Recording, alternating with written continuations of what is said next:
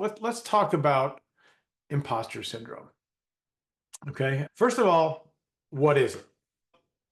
And as it pertains to home business, I think there's really two facets to it. One, and probably the more traditional one, is feeling that you're not qualified or deserving of the success that you're seeking or the success that you've had, right? Just despite what your achievements might be, you still feel like you're not deserving. You feel like a fraud. So in a traditional sense, that is imposter syndrome, right? That probably fits a lot of you guys. But there's another part to it that I don't think a lot of people say, a lot of people talk about, and that is that you're afraid you're going to be found out because you misrepresented yourself somewhere along the line in some way. Okay. Um, I'm going to give you three quick stories. They're all me. They're all my experiences, and they all hit around this topic in different ways. So when I first started my business back in 2008, about a year into it, I was part of a company and a business where I was doing Google AdWords. Okay, and Google AdWords is the advertising arm of Google. And back then, you could advertise home business, but now you can't on Google, at least unless they've changed it. But MLM, affiliate marketing, home business in general, they don't. Google really doesn't want any part of that. But I was able to do it, and I was using the ad copy that our company gave us, and I was just posting the ads, right? And paying for the ads. And when I did that, right away, really early on, I popped a $2,000 sale. Boom, 2000. I was like, man, this is great. So I pumped more money in him and lost a lot of money. And that's a story for a different day. But I popped this $2,000 sale. And of course, when the owners of the company heard about it, here's a guy who's just been in for 2 months. You popped a $2,000 sales success story. So they started talking about it, bringing me on to talk, tell what I did, how easy was it, that kind of stuff. And I had people reaching out to me like, hey, how'd you do it? Can you tell me what you did? Could you coach me?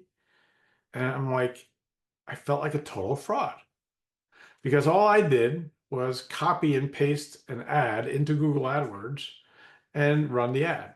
And according to the way they told me to do it, I really had no knowledge of it. And in fact, I was lucky, right? The right person saw my ad and purchased without me even talking to them. Hasn't happened again, but it did. So I felt like a total fraud. Anybody relate to that story?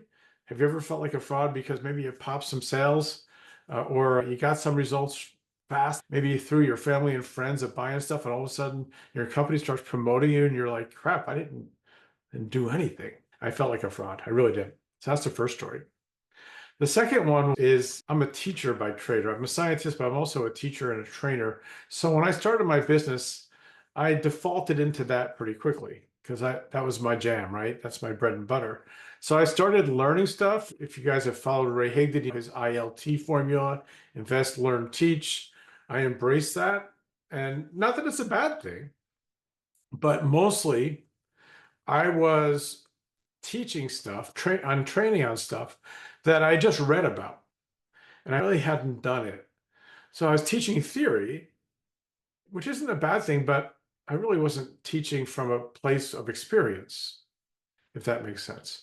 So I started feeling like a fraud. I'm not really in the trenches here. I'm just training on stuff that I just learned, and passing it along. And it's not really a bad thing, but at some point you got to do, but you got to start training from experience and results. And I wasn't doing that. So I started to feel like a fraud in terms of my training because I haven't done it. So there's that kind of a situation too. And then the last one is probably the most embarrassing one for me because it's out of character and I should have known better. But I was on a prospecting call with somebody and I really hadn't had any results. Maybe I had one pity sale from my family, but really, I don't have anybody on my team.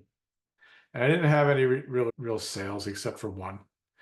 And I got on a prospecting call with a pretty aggressive person.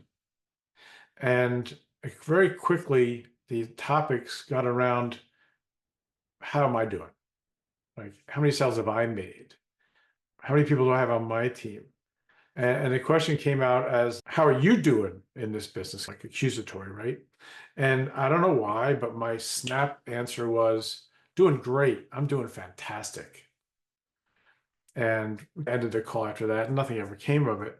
But man, I felt like such a fraud because I had just deceived this person, right? I had misrepresented myself. Now, if I had said, I'm feeling great about it, I'm feeling excited about it, that was true. I should have said that. When instead, I said, I'm doing great. And immediately I felt like a fraud. And if that person had ever joined me, I would have been petrified because I thought he's going to find out that I don't have anybody on the team. He's going to know. There's that aspect of imposter syndrome. So, how does imposter syndrome manifest itself? How does it show up in your business and your life? There's a lot of different ways. Number one, lack of confidence. If you're feeling imposter syndrome, there's no way you're feeling confident. You're just not. You don't really feel like you can help anyone. You don't feel like you're any good in your marketing or your business. You lack confidence. And along with that is the second part, which is a lack of integrity, especially if you're misrepresenting yourself at all. The whole thing of fake it till you make it. That was like the big advice given by the gurus back in when I first started. You don't have results yet? Fake it till you make it. Pretend you do. Right. And they weren't really telling you to lie, but they were telling you to have the thought processes, right, of you're successful. But a lot of people took that to extremes and literally lied about what they were doing. The intent, I think, wasn't to lie. I don't think so. At least I hope not. I think the intent is mindset, right? So act as if, have the mindset as if you're successful. I don't think that's necessarily bad, but taken to extremes is terrible advice. Because most people would be like, how do I fake it till I make it? How do I act as if? I have to tell people that I'm successful, right? So you're misleading. And when you're misleading, you're out of integrity and it chips away at your self-worth. If you have any moral values, which all of us do here, it's gonna chip away at your integrity and your self-worth. So that's how it pops up as well. Fear of failure. If you feel like a fraud, you're gonna hesitate to do anything. You're not gonna take any actions because you're gonna think others will find out that you're incompetent. So it'll show up as a fear of failure. I don't want to show up. I don't want to do this because if I fail, people are gonna know. People are gonna know. That's the third one. Number four, undervalue your skills. This is the basis of most of imposter syndrome. Most of us undervalue almost universally what we know, the experiences we've had, the skills we've acquired. And you know where this shows up most, guys? This shows up most with anybody who's a coach or a content creator of any kind who charges for their stuff. Somebody who undervalues their skills almost always undercuts their value in terms of how much they charge for what they're offering. So, for example, if you have a coaching program and you really got it dialed in and you've had years of experience and you're charging 25 bucks an hour, you're undervaluing what you're worth. So I see that a lot, and I'll be honest, I struggled with that in the past, valuing your skills and charging accordingly. So when I see somebody who's really charging lower than they should be, I'm pretty sure there's a little bit of imposter syndrome going on there. That's where I really see it. The fifth one, procrastination and perfectionism. Absolutely. If you're convinced you're not good enough, you're going to delay putting things out because you're going to feel like people are going to find out I'm not good enough. Right? This is all tied in. It's all tied into this. So all this stuff is interrelated. And then the last one I put down is burnout. Right? If all this stuff hits, you're feeling like you're an imposter, yet you're trying to do the work. You're always trying to prove yourself and prove that you're worth something. That just leads to burnout. All right. So I don't want to leave you there. Let me give you some tips on what to do about it. And I'm not promising that this would totally just extinguish it, but it helps because I've done all of these and they do help. The first one is kind of a no-brainer, but I want to include it. Just don't misrepresent yourself, right? Don't tell little white lies that'll come back to be bigger lies and bite you. It's just not worth it. If someone isn't going to join you unless you lie about what you're doing, then even if they do join you, they're not going to stay around. They're going to know pretty quick that you misrepresented yourself. So just don't do it. Avoid it. I know sometimes we want the sales so bad. We want to have a team member so bad. We want to make that sale so bad that we tend to bend the truth. Here's my litmus test, right? If it's going to bother me after I get off the call or after I talk to this person, if it's going to bother me, that means I went too far.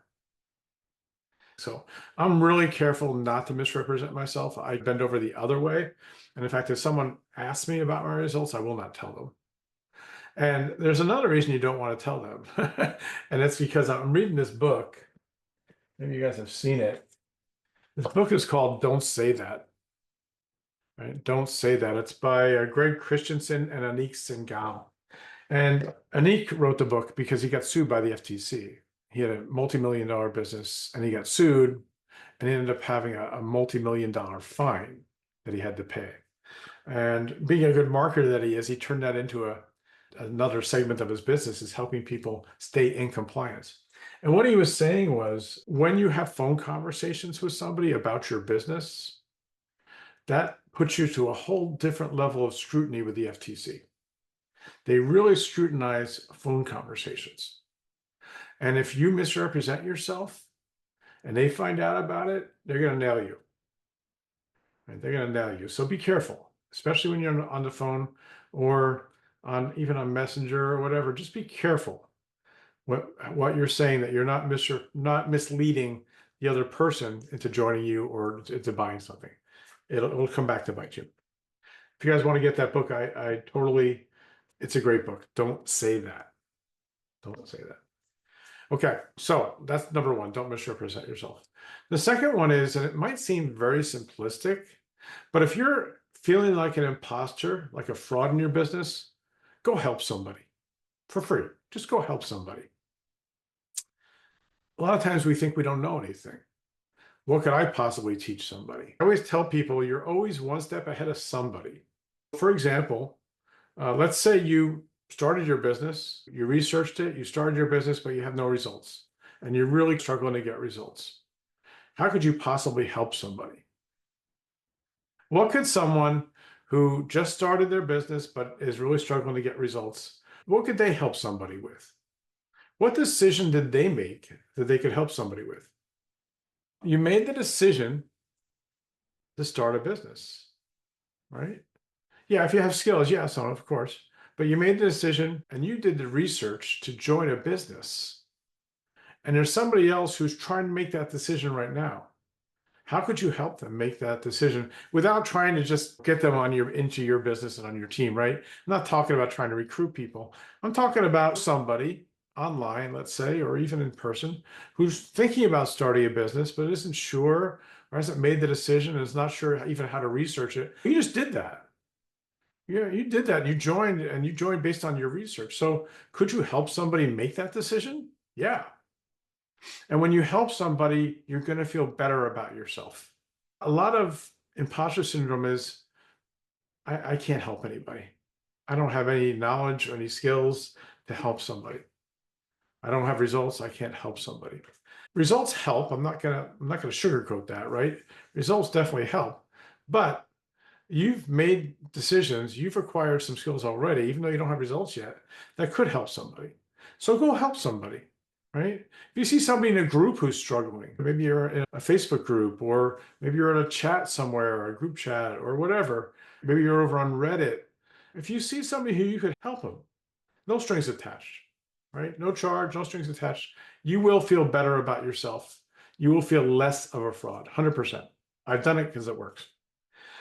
The third is become acutely aware of how you compare yourself to others. A lot of imposter syndrome is layered on top of compare-itis. Anybody here ever compare yourself to somebody else?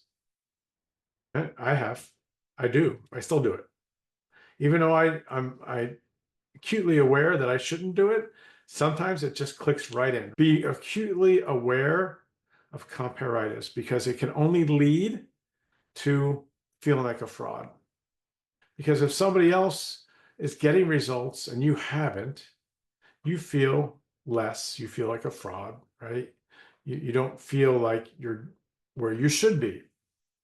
It's all part of imposter syndrome. So be careful of comparitis. Be careful of who you're comparing yourself to, because it's almost always apples or oranges. I saw somebody the other day post on Facebook that they just started a business and they popped a $500 sale. And the inner critic in me came out. Man, they just popped a $500 sale and they just started. Holy crap. What's the matter with me? I should be doing that on a regular basis, right? That's the first thing that flashed in my mind until the logical part of me was like, no, you can't compare it. You don't know. And it turned out that person hadn't just started in the industry. They'd been in the industry a long time. I just didn't know them. So almost always you're comparing yourself to others where the comparison is not valid. But we all do it. And it only leads to a bad feeling about yourself. Number 4 and number 5 are fun to me anyway. If you're feeling ever like an imposter, like a fraud, what you can do is take a piece of paper and a pen and just do a brain dump on your accomplishments.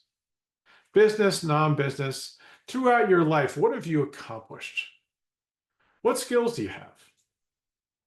Right? Just sit down, and at first it's gonna be like, oh, I don't think I have any. And then all of a sudden you're gonna start remembering, wait a minute, I was able to make the honor roll in high school, made the dean's list in college. That's an accomplishment, right? Oh, I published an ebook. That's pretty good. Oh, I made a video. That's an accomplishment because I was really scared to do that. Oh, I generated a lead. I made a sale online. Wow. A lot of people haven't done that. And just let it all go. Just brain dump it. And it's really fun. Put it on there. I raised 3 really good kids. My kids are not in jail. My kids are good members of society, and I'm proud of that. Right? That's an accomplishment. Or I'm a killer gardener. That's an accomplishment. That's a skill. So write it all out, even if it doesn't seem to be related to business at all. The point is, the more you can write down, the more you'll realize that you have way more accomplishments than you think you have. And that's really the underlying factor of imposter syndrome, is not valuing your accomplishments. So what does this have to do with business, right? Also write down your business accomplishments, whatever they are, right? Yeah, I started my business. I did what so many other people are afraid to do. I started a business. That's an accomplishment, right? 100%. Once you do the brain dump and you have all this list of stuff, then what you can do is you take that and you start what I call a brag list, B-R-A-G, brag list. And this is a list of your accomplishments as it relates to your business. Okay. And it might be small in the beginning, but guess what? As you grow as a business person, as a marketer, that brag list is going to grow. And so what happens is when you start feeling like an imposter, you pull out this list and you start, oh, I have done more than I think I've done. And don't minimize the small ones. They're important. Like I just said, oh, you started a podcast. A lot of people have never done that, right? Cut your first video. Yes. You made your first sale. Maybe your only sale, but you made a sale. Don't undervalue anything, and keep it in a list where you can access it, wherever that list might be. I call it my brag list. You can call it whatever you want, so that you have access to it. So when you are feeling like an imposter, you pull this out, and it does help. It really does. And then lastly, I put it here. I think again, it's one of the obvious ones, but do the work. When you get results, that is the best way to counteract imposter syndrome. So push through whatever you're feeling and just do the work. It's just do the work on a regular basis, on a consistent basis. And if you do this overall, the results will follow, right? As long as you're doing something that matters, right? The results will follow. When I say do the work, I flip, I know, but what I'm trying to point out to you is you may not feel like it, right? You may feel like a fraud. You may feel like nobody's listening to you, but do the work anyway. And why not? Why not see what happens? Because most times you'll get results of some kind, and results counteract imposter syndrome more than anything I've seen. So Brent says, as consistency is hard. Yeah. If consistency was easy, Brent, everybody would be consistent because consistency is the key to your success. I know I've harped on that so much, and I have because it took me so long to realize it. And when I did, I realized that consistency is easy when you feel good, when everything is in line, when you feel energized about your business, when maybe you're seeing some results of what you're doing. Consistency is easy. But the reason consistency is hard a lot of times is because stuff isn't going so well. We're not seeing the results of our actions. We don't feel right. We don't feel good. Things in your life aren't going well. Those are exactly the days right there where you have to push through and be consistent. So much of this stuff is all tied together, it really is. And Brett, I know it's hard. Believe me, I know. And listen, there are times where it's pretty much impossible to be consistent. I mean, a death of a loved one, right? Something that really throws us for a loop. Things your kids need your attention, your family needs your attention. Something has to give, right? I'm not saying you put consistency in your business above everything else in your life. No, you have to be realistic about it. There are things that happen that pull you away from business for a while, but the key is to come back to it when you can, and then pick up consistency there as much as you possibly can. So yeah, I agree with you, Brent. It's the toughest nut to crack for home business, probably for any business, right? But to master anything, the toughest nut to crack is consistency.